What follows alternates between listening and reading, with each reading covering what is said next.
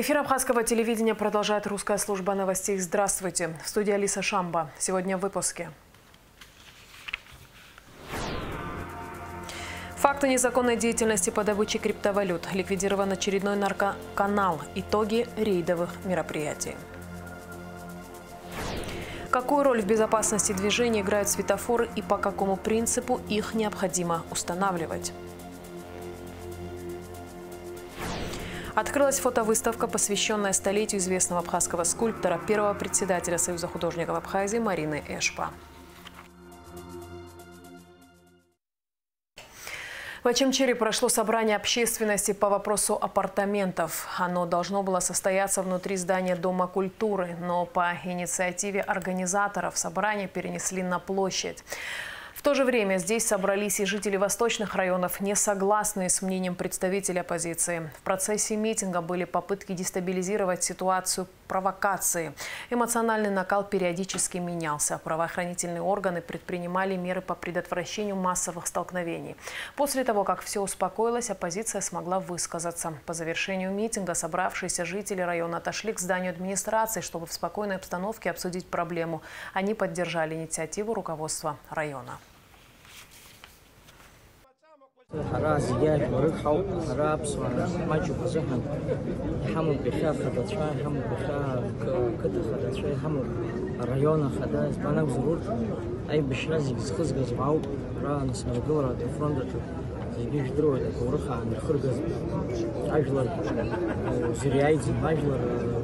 يخير تخوب تشم دولار لانس تخوب شعر عايزها على صوب زهم يجوجي بشخص الناس في عصر تقول زي عشقه رين نشتخ خانر يخير بشارة أبخا عايزة ريون عايز خزير يوز شعر على صار تجي راح أشكون شيء عزق زيدين السر تخوب بسمرة زي خالص تخوب بسمرة شعر سخر أس بخيها هيتقول إنه هيبقوا هيتحاولوا وساقهم تنش إنه برانس كده خدينا هنينا الزارب حزبرد بجوز الشارع حمو بخنش خي حمو بخنش حمو مشوار ريزر حمو وعاو بريالا شاجر شخص سبيشاليست شرف خزير إنه ريزو تنش حتى الزارب تنش زبط نه حتی قبریک زدشو تاثیر رینه حبت دامو حبت حمو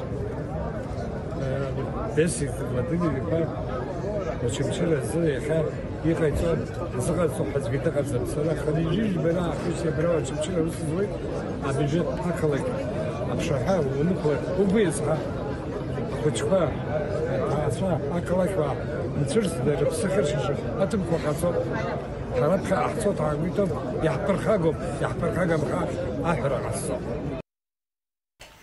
Сотрудники территориальных подразделений МВД продолжают оперативно-профилактические мероприятия по выявлению фактов незаконной деятельности по добыче криптовалют. На текущей неделе майнинг-фирмы обнаружены в Ачимчирском районе, а также в поселке Бзыбь Гагарского района. В ходе оперативно-профилактических мероприятий по выявлению и пресечению незаконной деятельности по добыче криптовалюты в подсобном помещении домовладения Бекира Глырустама Джемаловича в селе Акуаске с сотрудниками Ачимчирского РОВД совместно со службой государственной безопасности Госстандарта и РЭС обнаружена майнинг-ферма на 17 действующих аппаратов. Оборудование изъято, помещено на склад Госстандарта Абхазии. В поселке Бзы при осмотре подсобного помещения частного домовладения сотрудниками УВД по Гагарскому району совместно с районным отделом госбезопасности обнаружено и изъято 3 аппарата по добыче криптовалют, принадлежащие Мамацевой Линде Павловне. Оборудование помещено на склад службы государственной безопасности. В отношении нарушителей собран административный материал. Сотрудники УКОН МВД выявили и ликвидировали очередной наркоканал. Подозреваемые в распространении наркотических средств на территории Абхазии привлечены к уголовной ответственности. Далее оперативная съемка МВД. Сотрудники УКОН МВД в результате проводимых оперативно-розыскных и оперативно-технических мероприятий выявили очередной наркоканал. Подозреваемые в распространении наркотических средств на территории Абхазии на момент задержания следовали на автомобиле Nissan, принадлежащем Бобо Сюзанне Валиковне, 1975 года рождения, под управлением последней. В ходе обследования автотранспортного средства под ковриком на месте водителя сотрудниками милиции изъят отрезок полиэтилена с синими заизолированными свертками, внутри которых содержалось белое вещество. Специалистами экспертно-криминалистического центра МВД установлено, что содержащееся в 12 свертках исследуемое вещество является наркотическим средством метадон массой порядка 5,5 граммов. Пассажиром в автомобиле гражданки Бобо следовал Папаскири Даур Алексеевич, 1981 года рождения, проживающий в городе Сухум. Вам задается вопрос, Папаскир Даур, имеете что-либо запрещенное в гражданском обороте, оружие, наркотики, боеприпасы? Если что-либо имеете, готовы ли вы выдать их добровольно? Отвечайте внятно. Готовы? Скажите, пожалуйста, из всего перечисленного, что у вас находится запрещенное?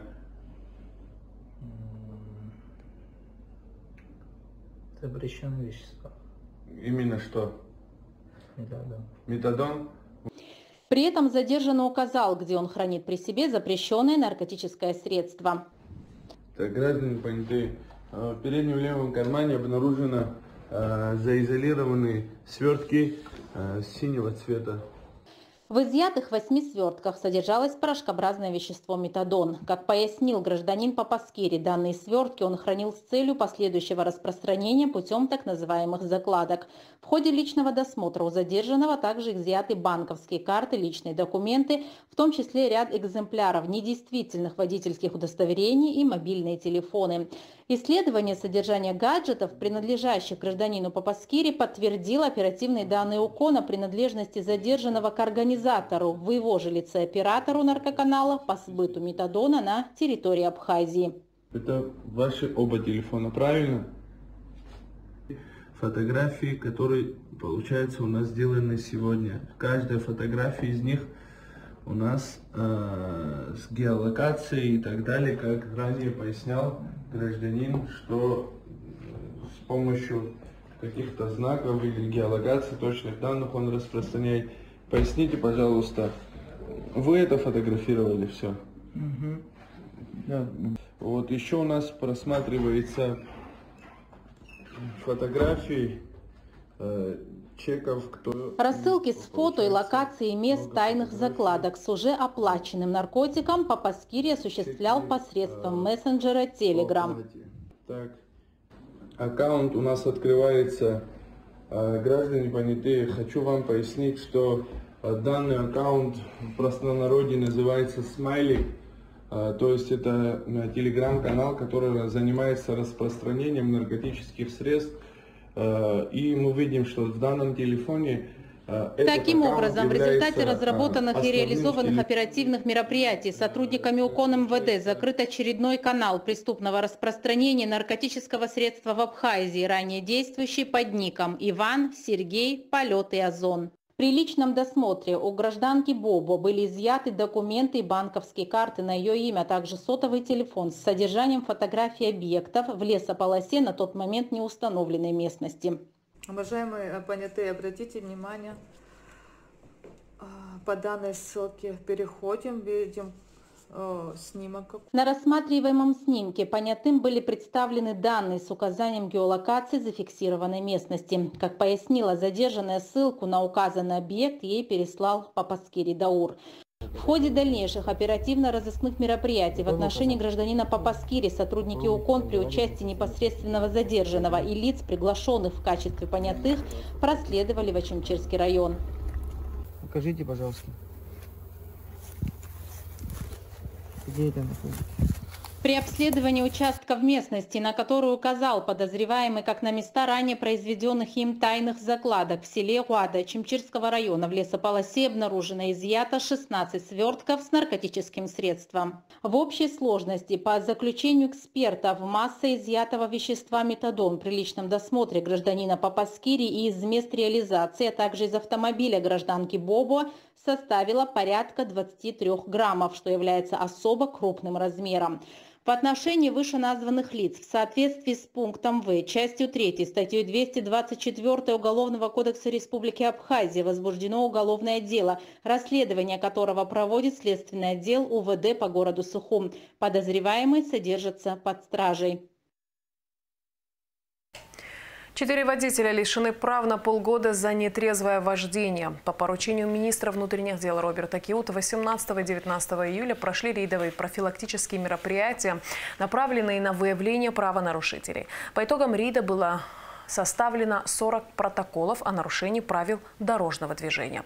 Подробности в материале пресс-службы МВД. По поручению министра внутренних дел генерал-майора милиции Роберта Киута 18 и 19 июля проходили рейдовые профилактические мероприятия, направленные на выявление правонарушителей. Личному составу поручено акцентировать внимание на нетрезвых водителях. Управлению автомобилем в состоянии алкогольного либо наркотического опьянения руководства министерства поручено уделять повышенное внимание. С сотрудниками спецроты и совместно с управлением ГАИ в ночное время, а именно с 23:00 до 03:00 в Гагрском районе и города Гагры, также города Пицунды проводились рейдовые мероприятия на выявление водителей в алкогольном и наркотическом опьянении. Ставим именно на эти грубейшие нарушения, так как водители таких автомашин в наибольшей степени угрожают безопасность на наших дорогах, как для окружающих, так и для себя. За это ночное время было выявлено 40 административных правонарушений, из них 4 водителя были в нетрезвом состоянии. Все транспортные средства были поставлены на штрафплощадку. Хочу подчеркнуть, что данная мера, а именно изъятие автомашин у таких водителей, даст нам положительный эффект. Профилактическое мероприятие сотрудники проводили до 3 часов утра 19 июля. Итогом деятельности правоохранителей стали 4 десятка протоколов за нарушение правил дорожного движения. 4 водителей лишены прав на полгода за управление транспортом в нетрезвом состоянии. Их автомобили отправлены на штрафстоянку. Рейдовые мероприятия будут продолжены до минимизации нарушений ПДД. Основной целью мероприятия является спасение жизни граждан и обеспечение безопасности всех участников дорожного движения. Светофоры сегодня являются обязательным атрибутом дороги практически в любой точке земного шара. Такое регулирование дорожного движения имеет весьма давнюю историю, но наибольшую актуальность оно приобрело в последнее время со стремительным ростом количества автомобилей и пешеходов. Какую роль в безопасности движения играют светофоры, сколько их на данный момент установлено в столице, в каком они состоянии, выясняла Шазина Ханагуа. В замысловатом танце городского планирования светофоры подобны маэстро, задающему темп. По мере того, как города растут, а дороги становятся все более загруженными, эти фонари играют все более важную роль в обеспечении гармоничности и плавности наших путешествий. Но автомобили не единственные, кто находится на дороге. Многие системы светофоров теперь имеют специальные сигналы для пешеходов, обеспечивая безопасность для всех участников дорожного движения. Пешеходы знают, сколько времени им нужно, чтобы безопасно перейти дорогу, а отдельные сигналы гарантируют, что они не будут конфликтовать с автомобильным движением. В Сухуме 23 светофорных объекта. По республиканской дороге в черте столицы 17 и 6 в ведомстве администрации Сухума. 17 светофорных объектов обслуживает группа «Автодор» с финансирования дорожного фонда, а все остальные светофоры городские – это администрация города Сухум. Все светофоры, которые сегодня в городе стоят, они все установлены в 2011, 2012, 2013 году. То есть их срок использования уже давно исчерпался. И сегодня почти каждый светофорный объект должен быть заменен на новый. Но ввиду отсутствия финансирования, светофорный объект – это дорогостоящий объект, это не просто одна светофорная сетка, это комплексный ряд работ, которые за собой несут полностью замену проводов, замену контроллеров. В те годы те контроллеры, которые были установлены, контроллер – это сам блок компьютерный, который регулирует светофорное движение, он был немногофункциональный. Сегодня уже с прогрессом стали выпускать многофункциональные светофорные контроллеры, которые мы уже сейчас будем применять. Светофоры устанавливаются на опасных участках дорог для регулирования очередности пропуска транспортных средств и пешеходов. Недавно на перекрестке проспекта Аяйра и улицы Джонуа в Сухуме появился новый светофор. На данном участке постоянно происходили аварии. Только в течение этого года произошло 10 ДТП. Учитывая ситуацию и просьбу жителей, было принято решение об установке светофора. Он уже работает и контролирует движение автомобилей. Кроме того, была обновлена дорожная разметка. Провели модернизацию, круглые столбы поменяли на квадратные. Сами столбы увеличили по длине, чтобы мы не зависели от опор. Сегодня все, провода идут через световые опоры и приходят к светофорным объектам.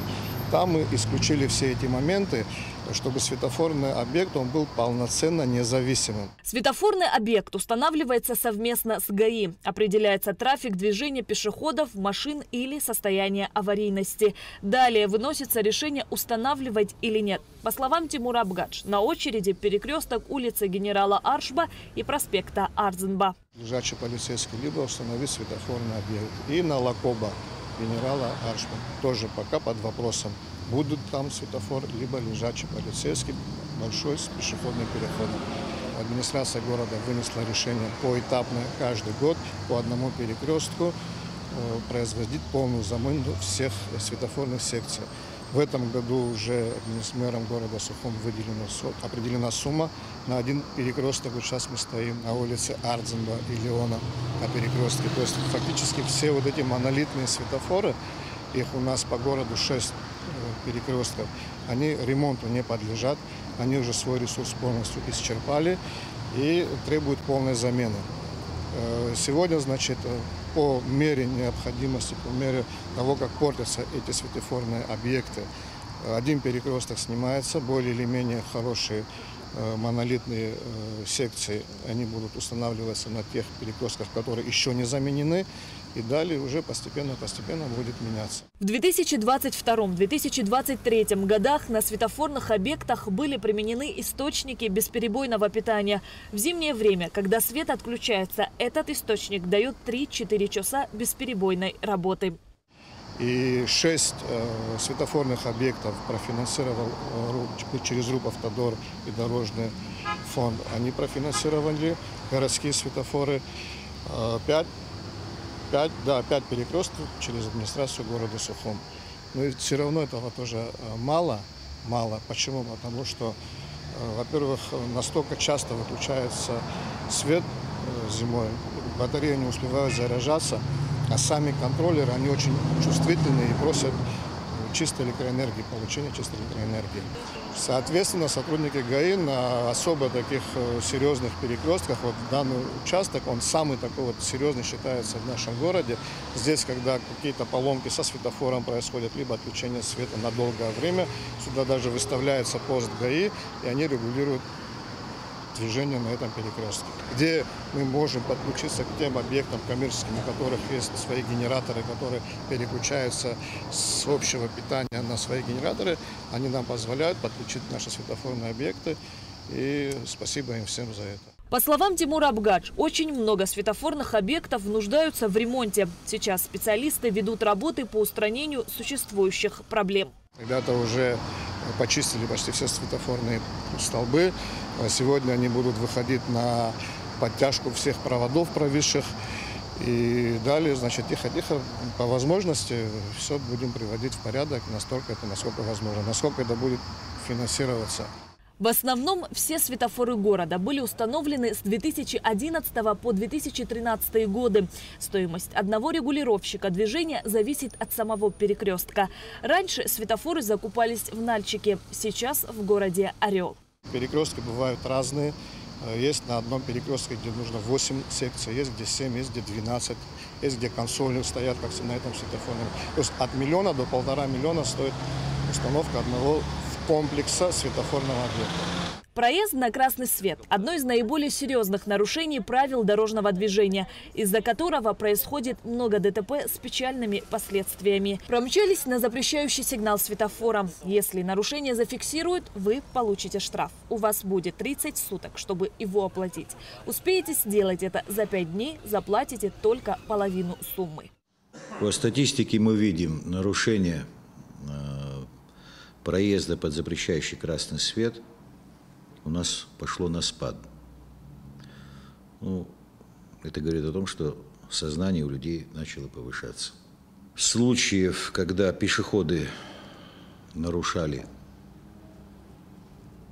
правила пешеходного перехода, ну, таких у нас пока не зафиксировано. Это тоже радует. Штраф за проезд под запрещающий красный свет полагается по статье 117 части 2. Это от 3000. За годы существования светофоры повидали немало. И все ради того, чтобы не только обезопасить движение, но и сделать время нашего ожидания немножко ярче. Шазина Ханагуа, Амра Заранди, Инал Гвинджи, Алексея Гухава, Аляс Амучба, Абхазское телевидение. Уже третий день, как в ВАГУ начались вступительные экзамены. В этом году в Национальный университет подали документы 690 абитуриентов по программам бакалавриата и специалитета. Наибольшим спросом пользуются такие направления, как история, биомедицина, туризм, дизайн. Есть направления, в которых недобор абитуриентов, а вот по специальностям химия, изобразительное искусство и вовсе нет набора. Вступительные экзамены в ВАГУ будут проходить до 30 июля. Пока не по всем направлениям мы проводили экзамены, только несколько специальностей, как на историю, на физико-математический факультет сегодня сдают абитуриенты, поступающие на туризм, на географию, на агроинженерные направления. Пока все проходит нормально. Сказать, что высокий уровень знания, чем в прошлом году проявляют абитуриенты, это, наверное, слишком громко будет сказано, но неплохие знания. Наша комиссия приемная и по всем специальностям экзаменаторы очень доброжелательно ко всем относятся. Они проверяют, человек, если даже сегодня не готов на какие-то вопросы отвечать, он способен учиться или нет. И вот с таким подходом практически все преподаватели работают. Судейское сообщество Абхазии выражает глубокие соболезнования родным и близким по случаю смерти судьи Гагарского районного суда Шванба Стеллы Вячеславовны. Стелла Шванба долгие годы работала в органах внутренних дел республики, была членом коллегии адвокатов, адвокатом адвокатского кабинета. Стелла Вячеславовна останется в нашей памяти как профессионал своего дела, добрый и отзывчивый человек, говорится в соболезновании. В фойе музея Банка Абхазии открылась фотовыставка, посвященная столетию известного абхазского скульптора, первого председателя Союза художников Абхазии Марины Эшба. В представленную композицию вошли 16 фотографий, среди которых портреты современников, созданные в разные годы, и скульптуры Эшба. На экспозиции побывала Ульяна Рожкова. В этом году исполнилось 100 лет со дня рождения известного абхазского скульптора-медальера, первого председателя Союза художников Абхазии Марины Эшба. Яркая личность скульптора и активного общественного деятеля занимает особое место в галерее выдающихся женщин Абхазии XX века. Жизнь, творчество и профессиональные достижения этой удивительной женщины могут бесконечно удивлять современников. Если говорить действительно о галереи выдающихся женщин XX века и о их миссии, о важности роли в общественной и культурной жизни, конечно, Марина Эшба одна из таких ярких представительниц. Дочь первого абхазского дипломата, родилась в Лондоне, училась в Москве, работала в Абхазии. Действительно, ее жизнь пронизывает культуру разных стран. Марина Эшба – автор памятных настольных медалей советского периода. К сожалению, почти все ее работы не сохранились. Марина Ефремовна – автор многих скульптур, портретов современников и мемориальных памятников. Среди них и мемориальный комплекс в Гудауте, посвященный памяти воинов Великой Отечественной войны, архитектурно-скульптурный мемориальный комплекс в селе Лыхны, бюст Фазилю Искандеру и многие другие. Она также автор монументального памятника ее отцу Ефрему Эшба в Сухуме. В ее время это, можно сказать, расцвет абхазского изобразительного искусства. Это чудная женщина, прекрасная, великая женщина. Это портрет в жанре портрета, замечательные портреты, серия, галерея портретов. К великому несчастью не уцелели, не сохранились, за редким исключением. Это трагедия для абхазской культуры. Человеком она была строгим и серьезным, в творчестве бескомпромиссной, но в общении была очень женственной и доброй. Как поделилась Алла Отерба, близкий друг семьи Эшба, за всю свою жизнь Марина Эшба много сделала для Союза художников Абхазии. Ради того, чтобы решить проблемы, она шла на любой уровень и там говорила достаточно резко, если ее не понимали, и пыталась все-таки добиться того, что она считала правильным для того, чтобы у нас развивалось изобразительное искусство, скульптура, для поступления наших молодых художников. Очень много дел. Она ездила с ними на вступительные экзамены и всячески контролировала весь этот процесс. Но вообще она была, правда, удивительный человек и в творчестве, и в жизни. Фотовыставка, посвященная столетию со дня рождения Марины Эшба, продлится до 26 июля. Ульяна Рожкова, Константин Парулуа, Абхазское телевидение. И в завершении выпуска о погоде. По сообщению гидрометцентра, в выходные дни 20 и 21 июля на территории Абхазии ожидается переменная облачность. В субботу ночью и в полдень местами возможен дождь и гроза. В воскресенье в полдень дождь, гроза, высокий уровень ультрафиолета. Температура воздуха ночью плюс 20-25, днем 29-34. Температура морской воды плюс 28. На этом наш выпуск завершен. Всего доброго и до встречи в эфире.